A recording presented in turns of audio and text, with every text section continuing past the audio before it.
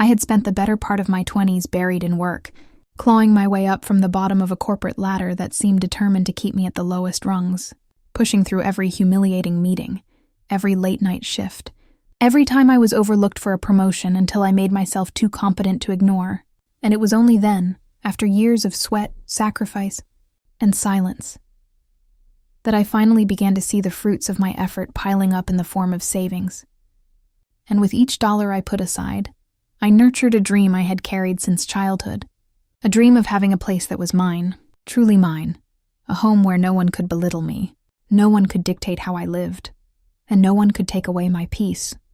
So when the day finally came and I signed the papers, holding those keys in my trembling hand, I felt an indescribable wave of triumph wash over me, as though the universe had finally whispered, "You did it. You earned this." And as I stepped into the sunlight of my new neighborhood, I could almost hear the echo of every sleepless night turning into applause, but of course, that applause would never come from the people I longed for it from the most, my parents. The house itself was modest by some standards, yet to me it was a palace. 2 stories, large windows that caught the afternoon sun and flooded the rooms with golden warmth, a kitchen that smelled of new paint and fresh wood, and a small backyard where I could already picture myself drinking coffee in the morning, breathing air that wasn't laced with the bitterness of disappointment, and for a few blissful days, I allowed myself to live in that dream, arranging furniture, touching the walls as if they might vanish if I let go, whispering thank you to myself for not giving up even when life tried to break me. But eventually the time came when I could no longer hide the truth, because my parents had been pressing for weeks about where I was living, and I foolishly thought, just for a moment, that perhaps they might be proud of me, might see me as the daughter who had worked hard, who had finally made it, and maybe, just maybe, they'd even say they were happy I was safe and secure. So I told them. I sat down at the dining table in the house I grew up in, watching as my mother folded napkins with precise, sharp movements, and my father scrolled through his phone, grumbling about the cost of gas, while my sister Leah lounged on the couch, her perfectly manicured nails tapping rhythmically against her phone case as though the world revolved around her notifications. And I took a deep breath and said with quiet pride, "I bought a house." The silence that followed was suffocating. My mother's hands froze, the napkin crumpling in her grip as her eyes snapped up to mine, disbelief flashing across her face before it hardened into something darker, and my father's head jerked up, his phone slipping slightly from his grasp, while Leah's lips curled into the kind of smile that never meant happiness. It meant trouble. "You bought a house. For yourself?" My mother's voice was soft at first, almost a whisper, but it carried the weight of accusation, as though the very idea was an unforgivable crime. And I frowned, confused, nodding slowly. "Yes, for myself." "Isn't that good?" I asked, my voice hopeful. But my father's palm crashed against the table so hard the glasses rattled, and he bellowed, "And not for Leah?" I blinked, stunned, my chest tightening as his words sank in, and before I could respond, my mother was shaking her head, her face twisted with venom. "We raised you better than this. Do you know how much Leah needs a house? She's the younger one, she's about to get married, and you think only of yourself." The room felt like it was closing in on me, the air thick with disappointment and fury, and my voice cracked as I tried to defend myself. "What are you talking about? I worked for this. It's my money. I bought it because it's my life. Leah can buy her own house when she's ready. But Leah, oh Leah." She leaned back in her chair, crossing her arms with the smugness of someone who knew she was untouchable, tilting her head with a mocking sweetness in her tone as she said, "Wow, I always knew you were selfish, but this? Leaving your sister to struggle while you live in luxury? Mom, Dad, do you see now? Do you see how little she cares about family?" Her words were poison, slipping into the ears of my parents who drank them in without hesitation, nodding, frowning, glaring at me as though I had stabbed them in the back, and I wanted to scream, to shake them, to make them see the truth, that Leah was not struggling, that she had never worked a hard day in her life, that everything she had was handed to her, from the car in the driveway to the clothes on her back, while I had bled and cried and sacrificed to build something of my own. But they wouldn't listen. My father's voice thundered again. "We expect you to do what's right. Family comes first. You will give Leah that house." My stomach dropped, a cold shiver running through me, because it wasn't a suggestion. It was a command, an expectation etched into their minds as if my entire existence was meant to serve Leah. My mouth went dry. My heart pounded, and I managed to whisper, "No, it's mine." The word mine seemed to ignite something in them, their faces contorting with rage, my mother gasping as though I had confessed to murder, and Leah's smirk widening into something sinister, like a predator who had just cornered its prey. I left that night with my ears ringing from their shouts, my chest heavy with the weight of betrayal, my legs shaking as I walked out into the cool air. But even as the night sky stretched above me, I felt no peace. Only the dawning realization that to my parents, my achievements were never mine. They were Leah's entitlement. My years of hard work reduced to nothing more than a stepping stone for my sister's comfort. And for the first time, I truly understood the cruel truth. In their eyes, I was not a daughter to be loved, but a resource to be drained. And that realization burned hotter than any anger I had ever known. The days that followed my confession about buying the house were nothing short of unbearable, as if my entire world had shifted overnight into a battlefield where every ring of my phone, every ping of a message, every knock on the door became another arrow aimed straight at me. And soon I realized my parents had wasted no time rallying their army of relatives against me, because suddenly cousins I hadn't spoken to in years were calling, aunts and uncles were sending long, guilt-tripping texts, and even distant family acquaintances seemed emboldened to lecture me, all repeating the same poisonous phrases my parents had spat at me that night. "Your sister deserves it more. Don't be selfish. Think of family. Sell the house and give it to Leah. It's the right thing to do." And each word cut deeper. Not because I believed them, but because it showed me just how quickly people I barely knew could be convinced I was the villain, the heartless one, the disgraceful daughter. It didn't matter that Leah wasn't struggling. In fact, the irony burned me every time I thought of it, because Leah lived in comfort with her fiancé, parading her life on social media, flaunting designer clothes, expensive handbags, and luxurious vacations, as though she were the star of some endless commercial for indulgence. And yet somehow, through the twisted lens my parents provided, she had become the victim. The poor, deprived little sister who desperately needed what I had worked for, while I, the one who had scraped and bled to make my dream a reality, was cast as the selfish, cruel sibling. When I stood my ground and refused to even consider giving her the house, things escalated quickly from whispers to open war, and it wasn't long before my parents showed up at my new home uninvited, their voices echoing through the quiet street like thunder. My father pounding on the door so hard it rattled, my mother shrieking insults that pierced through the walls. And when I finally stepped outside, they were standing on my lawn screaming about betrayal, about ungratefulness, about how I had broken the family apart, their voices carrying across the neighborhood, until I could feel the stares of curious neighbors peeking through curtains, whispering, and my stomach churned with humiliation as my father's face turned red with rage, his voice booming, "If you don't do what's right, don't bother calling us family anymore." And those words hung in the air like a curse, cutting through me with the reminder that their love was conditional, always tied to what I could provide or sacrifice. I tried reasoning, I tried calm words, but they twisted everything I said, shouting louder, Leah's name dripping like poison from their tongues until I finally walked back inside, locked the door, and slid down against it with tears streaming down my face, not from guilt, but from the crushing weight of realizing my own parents had declared war on me for refusing to hand over my independence. Yet the worst betrayal was still waiting. A week later, against my better judgment, I went to their house to try to talk things out one last time, still clinging to some foolish hope that maybe, deep down, they loved me enough to see reason. And when I arrived, the lights were low, the house quiet. But as I stepped onto the porch and reached for the door, I heard voices drifting through the open window of the living room. I froze. My mother's voice murmured something too soft to catch, but then Leah's voice, sharp and venomous, rang clear. "She's stubborn, but if we pressure her enough, she'll break. Maybe we can even make her feel guilty enough to sign it over. She always wanted your approval, Dad. Let's use that." My breath caught in my throat, my hand tightening on the doorknob as though it could anchor me, because in that moment I understood. They weren't just angry. They were plotting against me, strategizing like generals preparing for a siege. And the worst part was hearing my father chuckle, low and approving, as if his daughter's manipulation was brilliance, not cruelty. "She'll fold," he said confidently. "She always does. She's weak when it comes to family. We just have to remind her who she owes everything to." Their words struck like blades, carving away the last illusions I had clung to.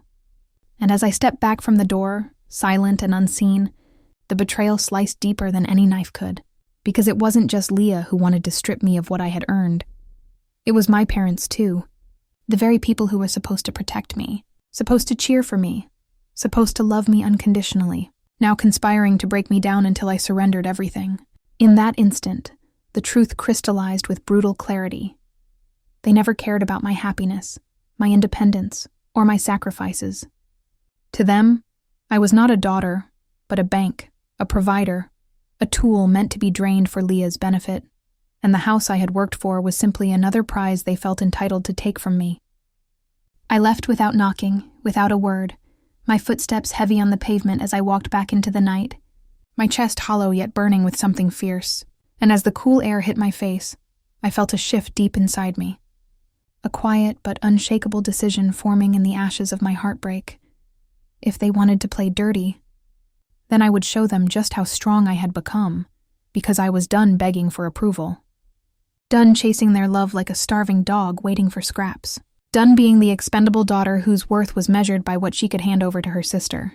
That night, as I sat alone in my house, the house that was mine, the house they would never touch, I stared at the walls I had painted, the furniture I had chosen, the dreams I had woven into every corner, and I whispered to myself that no one, not Leah, not my parents, not the entire army of relatives they had rallied, would take this from me. And in that whisper, I found a spark of something I hadn't felt in years.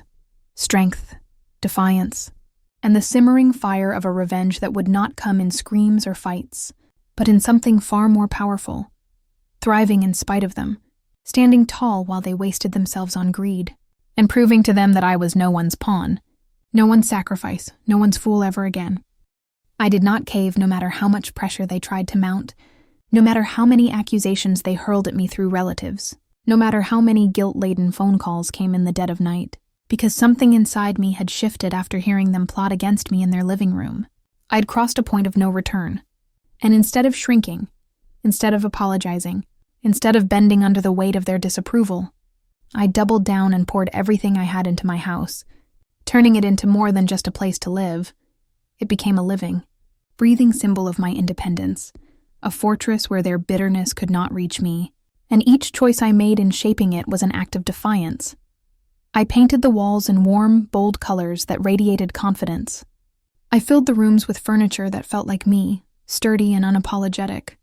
I planted flowers in the garden that bloomed with untamed beauty, and when the neighbors stopped by to compliment me, I invited them in with pride, offering coffee, laughter, and stories, creating a circle of warmth and celebration that stood in stark contrast to the cold poison of my family's expectations. Soon, my house became a gathering place, not for the relatives who demanded my surrender, but for friends and coworkers who saw me, truly saw me, as a woman who had worked hard, fought hard, and finally carved out her place in the world. I hosted dinners where we filled the dining room with laughter until midnight. Birthday parties where balloons brushed against the ceiling and music spilled into the street. Quiet Sunday brunches where the morning sun bathed us in gold.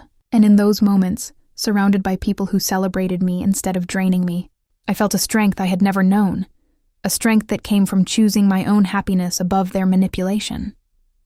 Meanwhile, Leah grew more bitter with every passing day, her envy seeping into the family grapevine like poison in a well. And soon I heard through cousins and distant aunts that she was spreading lies about me, telling everyone I was selfish, cruel, heartless, that I had deliberately left her to suffer while I lived in luxury. And though her words stung at first, I learned quickly how to answer them with quiet, unwavering truth. I bought my house with my hard work. Leah is free to do the same, I would say calmly, over and over, and the more I repeated it, the less power her lies held. Because while words can wound, actions speak louder, and mine spoke of independence, of peace, of a life built by my own hands. But Leah was not content with whispers. She wanted spectacle, And the breaking point came on the day of her engagement party, the grand event where she intended to flaunt not only her diamond ring and groom-to-be, but also her expectation of what I owed her. The venue was decorated lavishly, lights strung across the ceiling, flowers in tall glass vases, music playing softly as relatives buzzed about in their finest clothes. And I entered with a quiet confidence, aware of the stares, aware of the tension that always followed me now, yet determined to hold my head high because I knew I had nothing to be ashamed of. Leah stood in the center of it all, radiant in her white dress, her fiancé beaming beside her, and my parents hovered near like proud monarchs presenting their chosen heir, their eyes glowing with approval that had never once been directed at me. And though it stung, I had learned to swallow that bitterness, to see it for what it was, their blind favoritism, and to remind myself that I didn't need their approval anymore. The evening unfolded with speeches, toasts, and laughter, but I could feel it building. The moment that was bound to come, the storm I knew Leah would unleash, and sure enough, as the night deepened and the crowd settled into conversations, someone brought up the topic of the couple's future home. That was all the spark Leah needed. With a practiced laugh and a coy glance toward me, she announced loudly enough for every relative to hear, "Well, I guess I'll be moving into my sister's place soon. After all, family should share." The words hung in the air like a trap, and the room fell silent, every eye turning toward me, some curious, some expectant, and my parents nodded eagerly, their faces lit with smug certainty, as if they were watching their victory unfold, as if this was the moment I would finally crumble and make the grand sacrifice they believed was my duty. But instead, I rose slowly, the glass in my hand catching the light, and with a calm, steady voice that carried across the hushed room, I said, "Actually, I bought that house for myself. And myself alone. Leah will not be moving in. She has her fiancé. She can build her future with him, just as I built mine on my own." The silence shattered into gasps, sharp intakes of breath that rippled like a wave through the crowd, and I watched the scene unfold as if in slow motion. My parents' faces flushing crimson with rage and humiliation. Leah's jaw dropping so wide it seemed her practiced smile might split apart, her fiancé shifting uncomfortably beside her, clearly disturbed by the entitlement she had just broadcast to the entire family, and the relatives whispering to one another, their eyes flicking between us as realization dawned. The truth, the ugly truth, was now laid bare in front of them all. Leah tried to laugh it off, a brittle, forced chuckle that fooled no one, stammering something about jokes and misunderstandings, but the damage was already done, her humiliation written in the tightness of her smile, the glassiness of her eyes, the way her fiancé avoided looking at her. My parents sputtered with outrage, their voices rising as they accused me of betrayal, of cruelty, of abandoning family. But this time their words no longer cut me, because I saw the shift in the room, the recognition spreading across the faces of those who had once judged me, the dawning awareness that it wasn't I who was selfish, but them, my parents with their blind favoritism, Leah with her greed, their manipulations now exposed for what they truly were. I let them rant, let them fume, let them choke on their fury. And then I set my glass down, gave a small, calm smile, and walked away, my head high, leaving their anger behind me like ashes in the wind. That night, as I drove home, the city lights blurring through the windshield, I felt lighter than I had in years, as though a great weight had finally been lifted. And when I stepped back into my house, the house they had tried so hard to claim, I felt it embrace me like a shield, its walls humming with the echoes of my defiance, its rooms glowing with the quiet power of survival. And I understood then that my revenge had never needed to be dramatic or violent or cruel. It was in my existence, in my independence, in the fact that despite everything they had done to break me, I stood taller, stronger, freer than ever before. My house was not just wood and stone. It was proof, a living testament to the fact that I didn't need anyone's approval, not even my parents', to thrive. And that realization was sweeter than any victory I could have planned. I locked the front door behind me, the keys cool and solid in my palm, a reminder of everything I had endured, everything I had overcome. And as the night wrapped around me, I whispered to myself, steady and certain, "This is mine, and no one will ever take it away."